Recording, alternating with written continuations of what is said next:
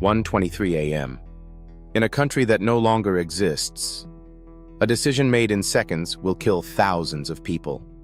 But the worst part? It's not the explosion. It's what they covered up afterward. The RBMK-1000 reactor had a known design flaw for years. A 1983 internal document already warned about what they called the positive void coefficient. The hotter the reactor got, the more unstable it became. They knew. They continued anyway. When the operator pressed the emergency shutdown button, instead of stopping the reactor, it surged. And the shift manager lied to his superiors. That lie would cost thousands of additional lives. The official Soviet death toll, 31.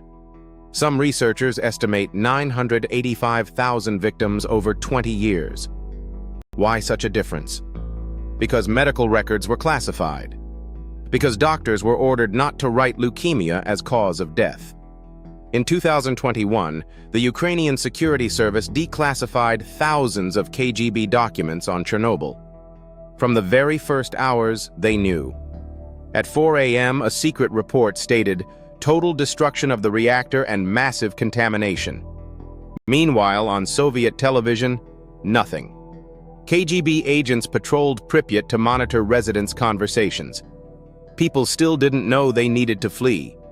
600,000 liquidators sent to the site. Soldiers, firefighters, miners. They were told the mission lasted 3 minutes.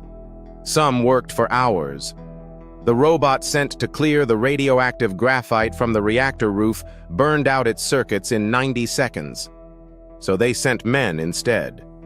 Vasily Ignatenko, firefighter, 28 years old, dead 14 days after the explosion.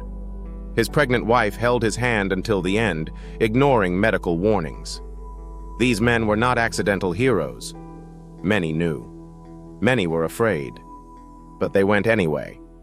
And the Soviet state minimized their sacrifice until the very end.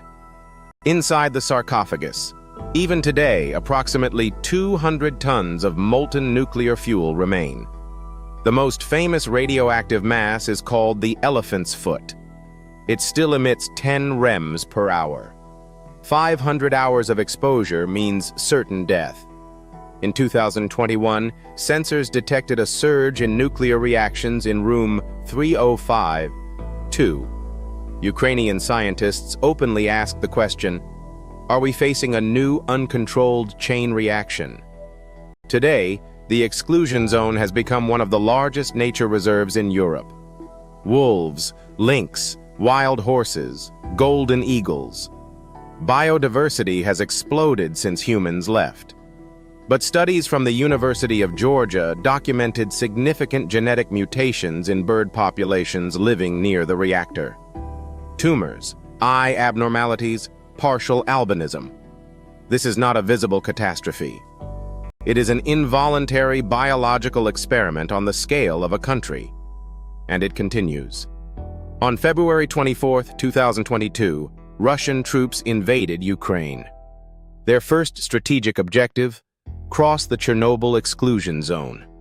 For several weeks, thousands of soldiers camped, dug trenches, and slept in the Red Forest. A forest so irradiated that trees burned and remained standing, dead. Soldiers who didn't know or weren't told what this land was. Radiation monitors recorded abnormal spikes.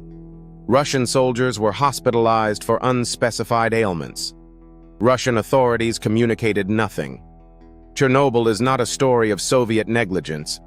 It is a story about what happens when human beings think they can control forces beyond their understanding.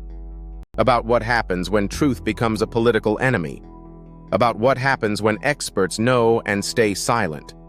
Right now, 100 kilometers north of Kiev, reactor number 4 still faintly smokes. The sensors monitor. The robots patrol. The scientists analyze.